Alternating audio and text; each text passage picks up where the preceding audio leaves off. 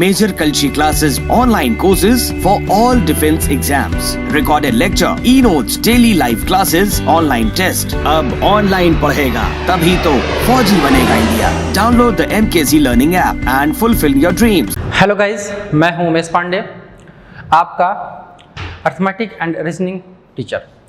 मैं आप सभी लोगों का Major Kalsi private limited online classes में हार्दिक स्वागत करता हूं. मेरे सभी प्यारे बच्चों, आज हम आपके लिए लेकर के आए हैं एफकेट 2020 के लिए सैंपल पेपर, रीजनिंग का सैंपल पेपर, जो कि आपके लिए बहुत इंपॉर्टेंट साबित होगा. आपका एग्ज़ाम, जैसा कि आप सभी देख रहे हैं, कंटिन्यू है और मैं ईश्वर से प्रार्थना करूंगा कि आप सभी अपने एग्ज़ाम में बेहतर परफॉर्मेंस करें और आप सभी देश की सेवा के लिए अपने योगदान दे सकें और आप सभी सेलेक्ट हों. तो चलिए बच्चों, स्टार्ट करते हैं आज का सैंपल पेपर. और इस पूरे सैंपल पेपर को बनाते वक्त हमने इस बात का ध्यान दिया है कि ये आपके प्रीवियस ईयर क्वेश्चंस से बिल्कुल हूबहू मिलता जुलता रहेगा और बहुत सारे कॉन्सेप्ट्स, यानी कि जितने चैप्टर्स करीब करीब आने की संभावनाएं हैं, मैंने उन सारे चैप्टर से क्वेश्चन उठाए हैं और ऐसे सारे कॉन्सेप्ट्स को मैंने इसमें रखने की पूरी कोशिश की है कि आपको एग्ज़ाम में ज़्यादा से ज़्यादा लाभ मिल सके. सो आइए स्टार्ट करते हैं आज का सैंपल पेपर. आपके सामने स्क्रीन पर क्वेश्चन होगा, आप उसे देखेंगे.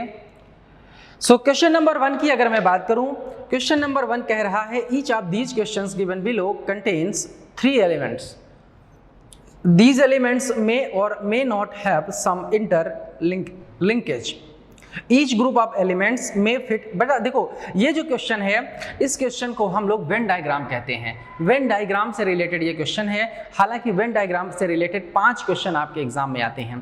बच्चा, मैंने 2 क्वेश्चन आपके लिए ले रखे हैं. आपको चूंकि सैंपल पेपर, आपका एग्जाम नज़दीक है, तो आपका बहुत ज़्यादा समय नहीं वेस्ट करूंगा. मैं सिर्फ आपको टू द पॉइंट पढ़ाना चाहता हूँ, टू द पॉइंट आपको चीज़ें देना चाहता हूँ. जैसा कि अगर मैं बात करूँ वेन डायग्राम, तो वेन डायग्राम में चीज़ों को कैसे किया जाता है, जरा ध्यान से समझिए. इसमें आपको देखो बेटा 3 रिलेशन दिया जाता है, 3 शब्द दिए जाते हैं. जैसे कि यहाँ पे देखिए दिया हुआ है नीचे, which of the following diagrams indicate the best relation between village, district and state. Village, district and state. बच्चा देखो, ये 3 वर्ड हैं. इन तीनों वर्ड में रिलेशन आपको बताना है, बट ये जो रिलेशन बताना है बाबू, ये रिलेशन आपको वेन डायग्राम के माध्यम से बताना है. मैं आपको बता देना चाहता हूं, जैसे अगर कंप्लीट ओवरलैपिंग आपको समझ में आए, कंप्लीट ओवरलैपिंग, जैसे कि विलेज और डिस्ट्रिक्ट की बात करें तो district is under the village is under the district, completely under the district. इसका मतलब आप कहोगे कि इसे कहते हैं कंप्लीट ओवरलैपिंग. अगर बेटा नीचे का वेन डायग्राम, अंदर का वेन डायग्राम विलेज होगा, तो बाहर वाला वेन डायग्राम आपका डिस्ट्रिक्ट होगा. सेम एज ये डिस्ट्रिक्ट जो है कंप्लीटली स्टेट के अंदर आता है, देन आप कहोगे ये भी ओवरलैपिंग, कंप्लीट ओवरलैपिंग करेगा. बेटा इस जो है इन तीनों में अगर रिलेशन बनाना है तो ये आपके लिए वेन डायग्राम बिल्कुल बेहतर साबित होगा. यही आपका परफेक्ट वेन डायग्राम बनेगा. मैं आपको बता देना चाहता हूं, जब पार्शियल अगर क्या कहते हैं रिलेशन होता है, पार्शियल ओवरलैपिंग होती है, जैसे कि मे बी और मे नॉट बी की पॉसिबिलिटी होती है, तो यहाँ पे आप बेटा यहाँ पे इस तरह से, यानी कि पार्शियल ओवरलैपिंग होता है. पार्शियल ओवरलैपिंग जैसे कि मैन और टीचर, मैन और टीचर, मैन एंड टीचर की अगर बात करें तो बेटा टीचर मैन भी हो सकता है और वुमन भी हो सकती है, मेल और फीमेल दोनों टीचर होते हैं. तो वहाँ पे पार्शियल आपका जो है क्या बनेगा बच्चा, पार्शियल ओवरलैपिंग बनेगा. तो यहाँ पे एक होता है पार्शियल ओवरलैपिंग, एक होता है कंप्लीट ओवरलैपिंग, एक होता है नो ओवरलैपिंग. नो ओवरलैपिंग तब होगा जब कोई रिलेशन नहीं मिलेगा. जैसे अगर मैं आपसे कह दूं फ्रूट्स, एनिमल्स, तो फ्रूट्स और एनिमल्स में कोई रिलेशन नहीं होता है, तो वहां पे नो रिलेशन होगा. क्लियर है बच्चों? आइए हम बात करते हैं क्वेश्चन नंबर 2 की. बेटा पहले क्वेश्चन का आंसर आपका हो जाएगा सेकंड ऑप्शन, क्वेश्चन नंबर 2.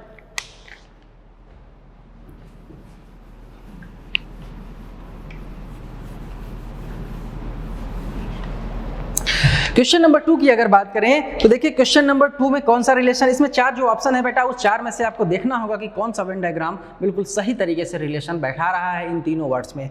जैसा कि क्वेश्चन नंबर 2 में दिया है, क्या दिया है, दिया है फ्रॉग. क्या है बच्चों, फ्रॉग है. और क्या दिया है, एक्वेटिक एनिमल दिया है. क्या है बच्चों, एक्वेटिक एनिमल है. और क्या है बच्चों, और आपका दिया है टेरेस्ट्रियल एनिमल, टेरेस्ट्रियल एनिमल, ठीक है। ध्यान देना, frog, aquatic animal and terrestrial animal. अब इसमें आप कैसे रिलेशन बनाओगे? अब देखो, सबसे पहले तो इनकी मीनिंग हमें पता होनी चाहिए, जब तक हम इनके बारे में नहीं जानेंगे तब तक हम नहीं कर पाएंगे। So first of all we have to know about the perfect knowledge of these 3 words. So बच्चा, फ्रॉग आपका एक प्रकार से जो है क्रिएचर होता है, एनिमल होता है। एक्वेटिक एनिमल्स बेटा क्या होते हैं? एक्वेटिक एनिमल्स वे क्रिएचर्स होते हैं, दीज क्रिएचर्स जो हु लिव्स इन वाटर, जो पानी में रहते हैं बच्चे, उन्हें कहते हैं एक्वेटिक एनिमल। और जो जमीन पर रहते हैं, जो लैंड पर रहते हैं, दे कॉल्ड टेरेस्ट्रियल एनिमल। सो ध्यान देना, फ्रॉग कैसा है बच्चे? फ्रॉग होता है एम्फीबियन, फ्रॉग होता है एम्फीबियन। फ्रॉग आपका क्या कहते हैं, पानी में भी रह सकता है और जमीन पर भी रह सकता है। अब देखिए यहाँ पर, यानी कि इसका जो है इसके साथ भी रिलेशन है और इसके साथ यानी कि पार्शियल रिलेशनशिप है, पार्शियल रिलेशनशिप है। यानी कि अगर ये फ्रॉग के लिए वेन डायग्राम हो जाए तो ये हमारा एक्वेटिक एनिमल के लिए हो जाएगा, ये हमारा टेरेस्ट्रियल एनिमल के लिए हो जाएगा बच्चे। तो इस तरह का अगर कहीं आपको रिलेशन दिखाई पड़े तो आप ये कह सकते हो कि वही आंसर आपका करेक्ट आंसर होगा, जैसा कि सेकंड ऑप्शन आपको दिखाई पड़ रहा है। सो बच्चे, इस क्वेश्चन का second option is the correct answer. आइए हम बात करते हैं क्वेश्चन नंबर 3 की।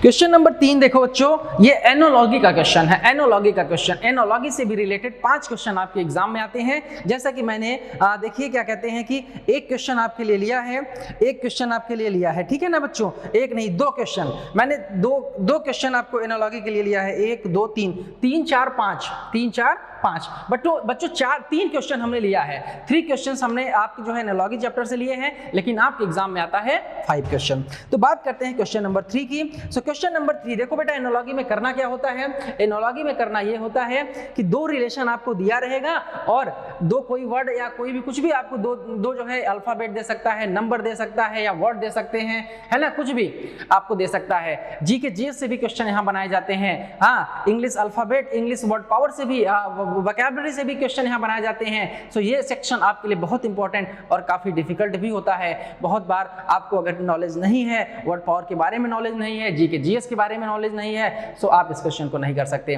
सो ध्यान दीजिएगा, इस क्वेश्चन को करने के लिए बहुत सावधानी चाहिए होती है, बहुत अच्छे से आपको सीरियसली पढ़ाई करने की जरूरत होती है। सो ध्यान देना बच्चों, देखो 2 रिलेशन यहाँ पे दिया हुआ है, इन स्क्वायर रूट AFI, बच्चों ध्यान देना, AFI इज इक्वल टू, इसको दिया है M, इसको M दिया है रिलेशन। अब ये तो पहला है, इसी का रिलेशन दिया है इन अंडर रूट ADD, इसकी वैल्यू दिया है L, यानी कि ये और ये दोनों दिया है। अब आपसे पूछ क्या रहा है? आपसे पूछ क्या रहा है बच्चों? आपसे पूछ रहा है इन स्क्वायर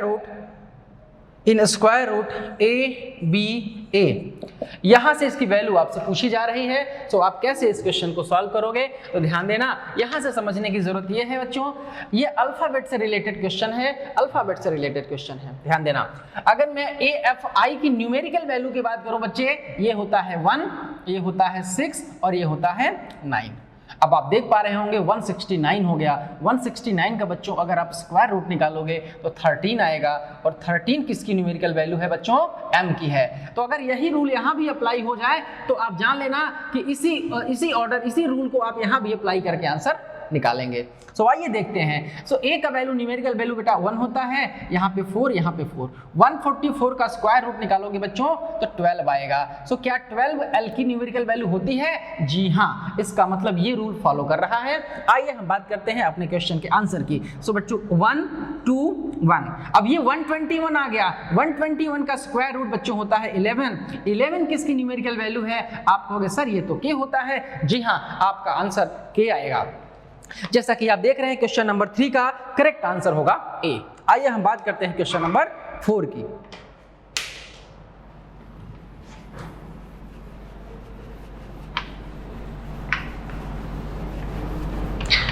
जैसे ही हम क्वेश्चन नंबर 4 की बात करेंगे, if Great Britain is related to parliament, देखो ध्यान दो बच्चों, यहां पे दिया है just like parliament is related to Great Britain, similarly Congress is related to.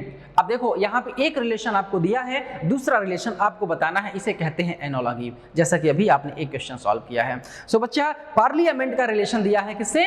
Great Britain से। पार्लियामेंट का रिलेशन दिया है ग्रेट ब्रिटेन से, तो जिस तरह से parliament related to Great Britain है, उसी तरह से बच्चा Congress is related to USA, Congress is related to USA. ध्यान देना ये बच्चों, ये क्या है? संसद की बात कर रहा है। जैसे हमारे इंडिया में संसद होता है ना, जहां पे सांसद बैठते हैं, मेंबर ऑफ पार्लियामेंट। सो बच्चों पार्लियामेंट जो वर्ड नाम दिया गया है वो ग्रेट ब्रिटेन के जो है संसद को नाम दिया गया है, और अमेरिका की संसद को क्या कहते हैं बच्चों? कांग्रेस कहते हैं। यानी कि ये कांग्रेस पार्टी का नाम नहीं है, ये जो है यूएसए के पार्लियामेंट का नाम है कांग्रेस। क्लियर है बच्चों?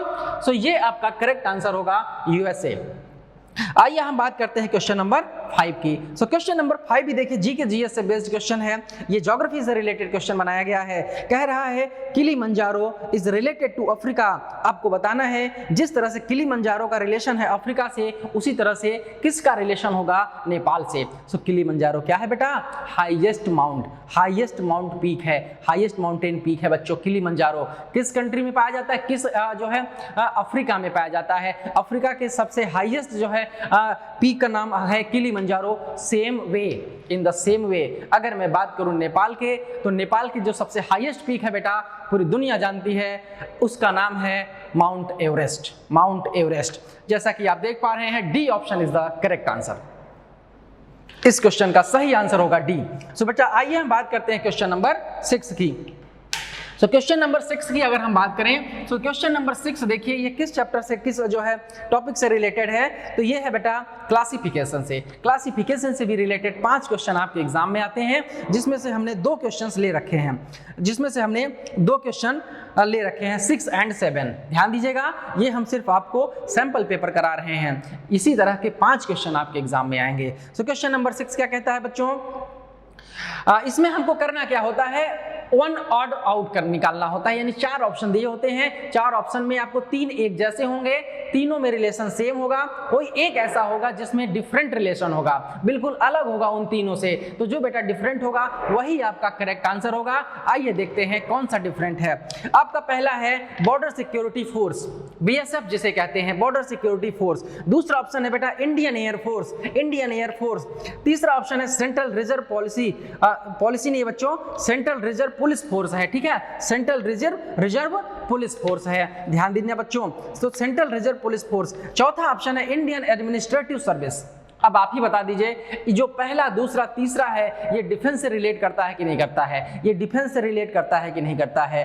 ये आपसे बेहतर कौन जान सकता है, क्योंकि आप उसी फील्ड में जाने वाले हैं। तो एडमिनिस्ट्रेटिव जो होता है बेटा, एडमिनिस्ट्रेटिव जो इंडियन एडमिनिस्ट्रेटिव सर्विस, इसे कहते हैं आईएएस, जिसे हम लोग जनरल, आप जानते होंगे कि डीएम यानी डिस्ट्रिक्ट मजिस्ट्रेट जो बनते हैं। सो बेटा ये यूपीएससी एग्जाम कंडक्ट कराती है। सो यहाँ पे सबसे जो करेक्ट आंसर होगा वो आईएएस, यानी कि Indian administrative service is different to each other, different to their 4 options.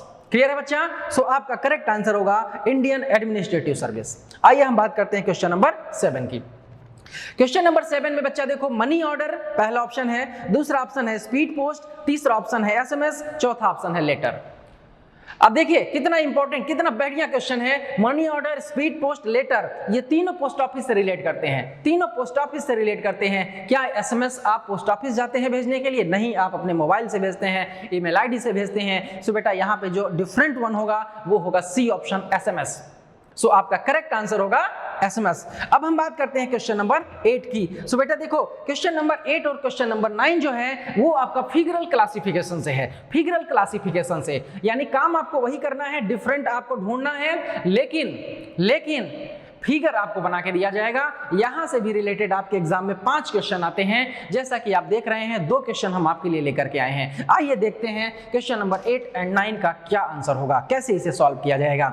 सो बेटा फिगरल कंप्लीशन का क्वेश्चन है बेटा, फिगरल कंप्लीशन का, सॉरी मुझे लगा कि क्लासिफिकेशन आगे पड़ा होगा, जी हाँ, फिगरल क्लासिफिकेशन का नंबर आपसे लास्ट में क्वेश्चन में पढ़ा है, ये फिगरल कंप्लीशन का क्वेश्चन है। फिगरल कंप्लीशन का क्वेश्चन कैसे होता है मैं आपको बता दूं। फिगरल कंप्लीशन में यानी कि एक पूरा का पूरा डायग्राम रहेगा, उसमें 4 पार्ट में उसे डिवाइड किया जाता है, एक पार्ट उसका गायब रहेगा, मिसिंग रहेगा, उसी एक पार्ट को आपको उसमें सेट करना रहता है। वही 4 ऑप्शन में से कोई एक ऑप्शन आपका सही होता है, उसी को उठा करके जब आप उसमें सेट कर देते हो तो पूरा का पूरा डायग्राम कंप्लीट हो जाता है। बेटा यहां से भी रिलेटेड आपके एग्जाम में 5 क्वेश्चन आते हैं। सो आपके लिए मैं लेके आया हूं 2 क्वेश्चन।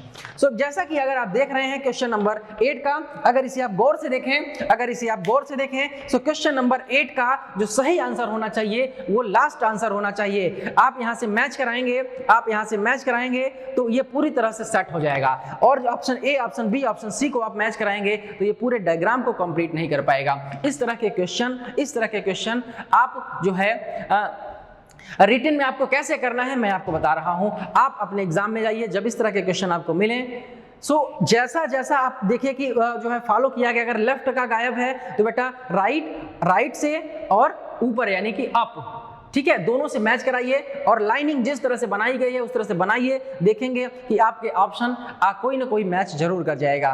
तो ये आपका चौथा ऑप्शन इस क्वेश्चन में करेक्ट आंसर होगा। आइए हम बात करते हैं क्वेश्चन नंबर 9 की। सो बेटा अगर क्वेश्चन नंबर 9 की बात करें, सो क्वेश्चन नंबर 9 आप देखें, आपके सामने क्वेश्चन है, आप इसे मैच कराने की कोशिश करें। जी हाँ बच्चों, इस क्वेश्चन का करेक्ट आंसर होगा बी। जैसा कि देखने से ही पता चल रहा है, अगर आप इस चीज को सही तरीके से देखें तो अगर सेकंड ऑप्शन को हम यहां पे ले जाके सेट कर देंगे तो पूरा का पूरा डायग्राम कंप्लीट हो जाएगा। यानी कि पहला ऑप्शन तो देखने से ही नहीं लग रहा है कि बिल्कुल ये गलत होगा, ठीक है, क्योंकि कॉर्नर पे आपका देखो प्लस का साइन है, यहां पे डॉट लगा हुआ है।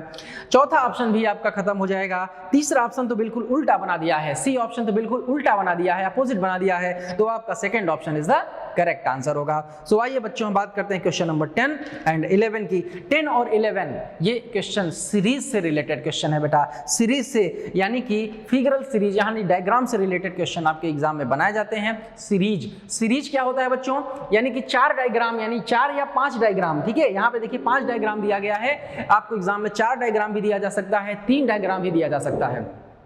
सो बच्चों यहां से भी रिलेटेड 5 क्वेश्चन आपके एग्जाम में आते हैं। जब आपको अगर 3, 4 या 5 जितने भी डायग्राम आपके क्वेश्चन फिगर में दिए जाएंगे, उसमें से आपको एक ऑर्डर पकड़ना रहेगा कि किस ऑर्डर में हमारे जो है डायग्राम चेंज होते अगले डायग्राम बनाए जा रहे हैं। उसी तरह से जो नेक्स्ट डायग्राम एक और जो लास्ट वाला बनेगा, यानी कि 5 अगर है तो छठा डायग्राम आपको ऑर्डर उसी ऑर्डर से बनाना रहेगा। वो छठा डायग्राम आपके ऑप्शन में मैच करेगा, कोई ना कोई एक जरूर होगा। सो आइए देखते हैं कौन से आंसर सही होंगे और किस तरह से इन क्वेश्चन को करना होता है।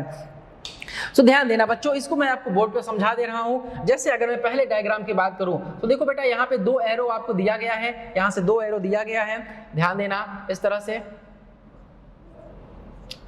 अब यहां पे देखो बेटा एक आपका डॉट यहां पे ऊपर जो है लेफ्ट साइड में पड़ा हुआ है। सेम बेटा अगर जब हम अगले जो है डायग्राम की ओर जा रहे हैं तो ये जो एरो हमारा इधर से है, यही एरो उल्टा हो जाता है, यही एरो हमारा इस तरह से हो जाता है बच्चों, ध्यान दे दीजिएगा, इस तरह से हो जाता है। और इसमें मिस्टेक क्या हो रही है, इसमें ये जो एरो आपका जो बना है ऊपर नीचे तीर की तरह, इसमें एक तो मिसिंग कर दे रहा है, यहाँ पे मिसिंग कर दे रहा है। और उसके बाद ये वाला जो डॉट है ये देखिए आपका एंटी क्लॉकवाइज चलेगा, पहले इस कॉर्नर पे, अब बेटा इस कॉर्नर पे आ गया, इस कॉर्नर पे आ गया। अब अगले क्वेश्चन में देखेंगे, अगर डॉट को ही हम पकड़ के चलें तो भी हमारा आंसर सही हो जा रहा है। यानी अब अगला जो हमारा डायग्राम बन रहा है बेटा, ये वाला डॉट हमारा यहाँ पर आ जा रहा है, यानी कि यहाँ पर, और फिर से हमारा यही डायग्राम हो जा रहा है, और इस बार ये एरो दोनों गायब हो जा रहा है बच्चों। तीसरा ऑप्शन अगर आप देखें तो आपको समझ में आएगा, ये डॉट हमारा यहां पर हो जा रहा है। अब जब चौथा डायग्राम हम बनाएंगे तो एरो फिर से इधर होगा और यहाँ पे फिर से एक एरो गायब होगा, और ये आपका जो है डॉट अब यहाँ पर आएगा, यानी यहाँ नहीं, ये यहाँ पर बनेगा। ये आपका 4th डायग्राम है बच्चों, 4th डायग्राम है। अब जब हम 5th डायग्राम, यहाँ देखिए ऊपर से नहीं नीचे से गायब था, नीचे का गायब है, ये तो ऑलरेडी गायब हो ही जाएगा। अगर हम बेटा बात करें 5वें डायग्राम की, सो 5वां डायग्राम ये वाला फिर आपका देखो कहाँ पे आएगा बच्चों, यहाँ पर आ जाएगा, यहाँ पर आ जाएगा, और इसमें आपकी दोनों जो है एरो मिसिंग हो जाएंगे, दोनों एरो क्या हो जाएंगे बच्चे, मिसिंग हो जाएंगे। अब जो आपका छठा डायग्राम बनेगा जो कि आपका आंसर होना चाहिए, वो फिर से देखो यहाँ पे आएगा, यानी यहाँ पर डॉट आ जाएगा बच्चों, और एरो आपका क्या है, इस वे में होना चाहिए। और ध्यान देना अभी तक आप जो है यहाँ पे जो कॉर्नर में एरो बनाया गया था वो सारा का सारा मिसिंग हो चुका है, अब किसी एक में हो सकता है आ जाए, या हो सकता है ना भी आए, हम ऑप्शन के हिसाब से डिसाइड करेंगे। तो जैसा कि हम ऑप्शन देख रहे हैं, सो बेटा पहले ऑप्शन की अगर बात करें तो डॉट हमारा देखो इस कॉर्नर पे है, दूसरे में भी हमारा डॉट यहाँ पर नहीं है, यहाँ पर है तो दूसरा तो बिल्कुल नहीं होगा, तीसरे में हमारा डॉट जो है यहाँ पर है तो ये बिल्कुल नहीं होगा, फोर्थ में अगर देखें तो फोर्थ में डॉट यहां पर है, बट फोर्थ का अगर हम मिलाएंगे तो फिफ्थ डायग्राम और फोर्थ वाला हमारा ऑप्शन सेम है, तो बेटा सेम तो नहीं होना चाहिए, इसका मतलब हमारा आंसर क्या होगा, ए आंसर होगा। इसी तरह से हम चीजों को समझ करके करते हैं क्वेश्चन को। आइए हम बात करते हैं क्वेश्चन नंबर 11 की। सो क्वेश्चन नंबर 11 भी बेटा सीरीज का क्वेश्चन है, तो इस क्वेश्चन को जल्दी से देखिए और समझ करके बताइए क्या आंसर होगा। इसमें भी बेटा anti clockwise 45 degree anti clockwise, जैसा कि मैं देख पा रहा हूं, मैंने पहले ही देखे यहाँ पे देखा तो समझ में आ गया कि एक हर अगले डायग्राम में एक एक जो है साइन बढ़ता चला जा रहा है, कोई नया साइन ऐड होता चला जा रहा है और सभी साइन को अगले डायग्राम में 45 डिग्री एंटी क्लॉकवाइज रन कराया जा रहा है, मूव कराया जा रहा है। तो फिफ्थ वाले अगर हम जो है फिफ्थ डायग्राम जो है, उस फिफ्थ डायग्राम को अगर हम नेक्स्ट डायग्राम बनाना चाहें तो हमें जितने भी जो है डायग्राम यहाँ पर है, जितने भी साइन बनाए गए हैं, इन सभी साइन को, सभी चिन्हों को हमें एंटी क्लॉकवाइज 45 डिग्री लेके जाना पड़ेगा और एक नया हमारा जो है साइन ऐड हो जाएगा। सो बेटा ये किस ऑप्शन में आपको मैच कर रहा है, option number C, option number C बिल्कुल सही। सो आप बिल्कुल ध्यान से देखेंगे तो आपको समझ में आएगा ऑप्शन नंबर सी में यह पूरी तरह से मैच कर रहा है। सो आइए हम बात करते हैं question number 12 and question number 13 की। सो बेटा question number 12 and question number 13 ये आपका फिगरल एनोलॉजी का क्वेश्चन है, फिगरल एनोलॉजी का क्वेश्चन है। यहां से भी रिलेटेड आपको 5 क्वेश्चन एग्जाम में पूछे जाते हैं। इन 5 क्वेश्चंस को कैसे करना है, इसके लिए हम 2 क्वेश्चन लेकर आए हैं, आइए देखते हैं। हाँ, एनोलॉगी का जैसे क्वेश्चन किया गया था वही पैटर्न है, अभी अभी आपने एनोलॉगी का क्वेश्चन अटेंड किया है, सो सेम पैटर्न पे आपको करना है, बट यहाँ पे आपको फिगर दिया जाएगा, डायग्राम दिया जाएगा। सो बच्चों अगर हम बात करें क्वेश्चन नंबर 12 की, सो क्वेश्चन नंबर अगर 12 की बात करें तो देखिए 2 रिलेशन आपको दिए गए हैं और अगला रिलेशन आपको बताना रहेगा, अगला रिलेशन आपको बताना रहेगा। यानी कि ये देखिए आपको बनाया गया है, स्क्वायर बनाया गया है, इसमें अंदर की तरफ जो है नीचे एरो बनाया गया है और यहाँ पे आपको जो है इस तरह से डॉट बनाया गया है। बच्चों क्या बनाया गया है, डॉट। इसका जो है अगला जो यहाँ से जो रिजल्ट के रूप में आया है बच्चों, ये देखिए यही आपको स्क्वायर फिर से बनाया गया है, बट इस बार जो एरो था, ये जो एरो था एंटी क्लॉकवाइज बेटा यहाँ पर आ गया, एंटी क्लॉकवाइज, अंदर था तो बाहर आ गया है। ये भी आपका एंटी क्लॉकवाइज बेटा आएगा तो यहाँ पर आएगा, यहाँ पर आएगा, इस तरह से बाहर था तो बेटा अंदर हो जाएगा।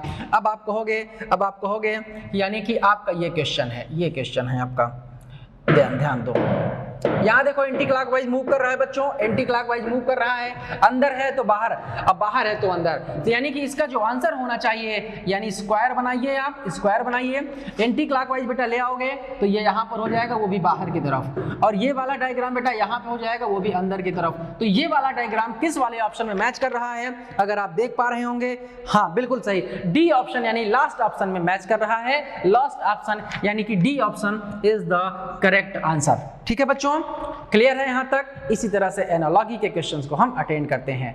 हमारी पूरी कोशिश है कि हम आपके बहुत ज़्यादा टाइम वेस्ट ना करें, क्योंकि ऑलरेडी आपके एग्जाम कंटिन्यू है, सो आप कम टाइम में बेहतर तरीके से चीज़ों को, आप ज़्यादातर चीज़ों को सीख पा रहे होंगे, मैं ऐसा उम्मीद करता हूँ। हमारी पूरी प्रयास है कि आप सभी लोगों को इस मॉडल पेपर, इस सैम्पल पेपर के माध्यम से ज़्यादा लाभ पहुँच सके। सो आइए बात करते हैं क्वेश्चन नंबर 13 की। तो क्वेश्चन नंबर 13 का आप देखें अगर डायग्राम, तो यहाँ पे कौन सा जो है एनालॉजी का यूज किया जा रहा है, किस पैटर्न का यूज किया जा रहा है। तो देखिए बच्चों, यहाँ पे इस तरह से एक लाइन बनी है और एक हॉरिजॉन्टल और एक वर्टिकल लाइन से अटैच कराया गया है, उसके बगल में एक आपको सर्कल बनाया गया है। इसका जो रिजल्टेंट है, यानी कि जो रिजल्ट आया है बेटा, इसको अपोजिट कर दिया गया, इधर इस तरफ आपको लेफ्ट में डबल हॉरिजॉन्टल लाइन कर दिया गया है और दूसरे से अटैच करके डबल वर्टिकल लाइन किया गया है और दूसरे वर्टिकल लाइन से एक हॉरिजॉन्टल लाइन अटैच किया गया है और नीचे इस बार जो है 2 सर्कल बनाया गया है। अब देखिए, अब अगर मैं बात करूं अपने क्वेश्चन की, तो ये हमारा क्वेश्चन है, यहाँ पे हमारा बनाया गया है क्या बच्चों, यहाँ पे बनाया गया है सर्कल। ये सर्कल ऊपर था तो बेटा नीचे आ गया है, ध्यान दीजिएगा। अब ये बेटा ऊपर अगर हॉरिजॉन्टल लाइन था तो नीचे हॉरिजॉन्टल लाइन आएगा, इस तरह से हमारा वर्टिकल लाइन, एक हॉरिजॉन्टल लाइन और बनाना पड़ेगा और सर्कल बेटा आप इस तरह बनाओगे, लेफ्ट राइट था तो लेफ्ट में बनाओगे। तो कौन सा आंसर आपका करेक्ट होना चाहिए बच्चों, देखिए कौन सा आंसर करेक्ट होना चाहिए, ये सर्कल आपका जो है इस तरह से होना चाहिए, इस तरह से सर्कल होना चाहिए, क्योंकि ऑप्शन में देखेंगे तो चारों ऑप्शन में इसी तरह से सर्कल बनाया गया है। सो बेटा कौन सा आंसर होना चाहिए? C answer. बहुत इजी क्वेश्चन है, सी आंसर आपका करेक्ट आंसर होना चाहिए। आइए हम बात करते हैं क्वेश्चन नंबर 14 की। आइए हम बात करते हैं क्वेश्चन नंबर 14 की। सो बेटा क्वेश्चन नंबर 14 और क्वेश्चन नंबर 15 ये दोनों का दोनों क्वेश्चन आपका फिगरल क्लासिफिकेशन से रिलेटेड है। फिगरल क्लासिफिकेशन के भी आपके 5 क्वेश्चन आपके एग्जाम में आते हैं। तो हमने 7 टॉपिक आपको बताए हैं, 7 टॉपिक्स मल्टीप्लाई बाई 5 क्वेश्चन अगर कर दें तो बच्चों 35 क्वेश्चन, यही 35 क्वेश्चन आपके एग्जाम में रीजनिंग सेक्शन से आते हैं। और अगर इन 35 क्वेश्चन में से अगर आप क्वेश्चन ज्यादा से ज्यादा क्वेश्चन अटेंड करते हैं तो नो डाउट आप एक बेहतर परफॉर्मेंस दे पाते हैं, आपका एग्जाम बेहतर तरीके से क्लियर हो पाने में जो है कहीं ना कहीं हितकारी होता है इसमें। सो आइए बच्चों बात करते हैं क्वेश्चन नंबर 14 की। सो क्लासिफिकेशन का क्या है मतलब आपने समझा। क्लासिफिकेशन में 4 ऑप्शन होंगे, 4 में 3 एक जैसे होंगे और कोई ना कोई एक डिफरेंट वन होगा, वही डिफरेंट आपको क्या करना है? आंसर टिक करना है। सो क्वेश्चन नंबर अगर मैं 14 की बात करूं, so please come to the question number 14। So बच्चों क्वेश्चन नंबर 14 में अगर आप देखें तो क्वेश्चन नंबर 14 में देखिए पहला ऑप्शन, दूसरा ऑप्शन, तीसरा, चौथा, जरा ध्यान से देखें यहाँ पे से। सो बच्चा इसमें देखो एक तो लाइन दिया गया है, एक डॉट वाला लाइन बनाया गया है और एक एरो बनाया गया है। ऐसा सभी में दिख रहा है आपको? बिल्कुल। सो अब आप देखें एरो जो है बेटा, एरो की अगर हम राइट डायरेक्शन में जाएं यानी क्लॉकवाइज और एंटी क्लॉकवाइज। सो पहले वाले ऑप्शन में बेटा अगर आप क्लॉकवाइज जा रहे हो तो आपको डॉट मिल रहा है डायरेक्ट। दूसरे वाले ऑप्शन में बेटा एरो के आप क्लॉकवाइज जा रहे हो तो आपको डॉट मिल रहा है।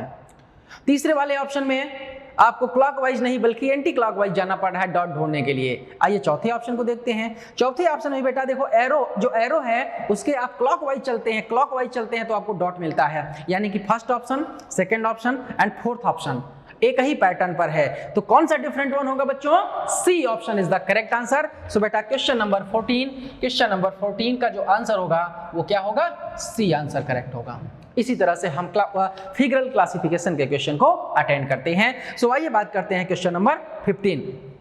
क्वेश्चन नंबर 15 की अगर बात करूं तो बेटा आइए इसको डायग्राम को बनाते हैं। ध्यान से देखिए इसको, यहाँ पे किस तरह की जो है चीजों का प्रयोग किया गया है, कैसे इस क्वेश्चन को सॉल्व किया जाना होगा। सो बेटा अगर मैं बात करूं क्वेश्चन नंबर जो है 15 का ए, तो देखो बेटा ये इस तरह से डायग्राम बनाया गया है।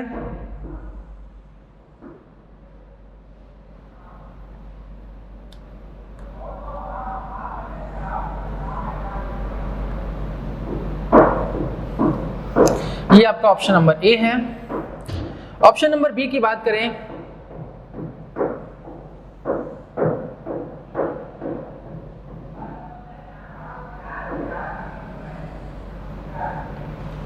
ये ऑप्शन नंबर बी है बच्चों।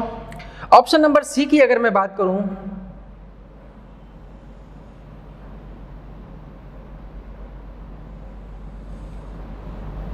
ये ऑप्शन नंबर सी है। ऑप्शन नंबर डी की अगर बात करूं बच्चों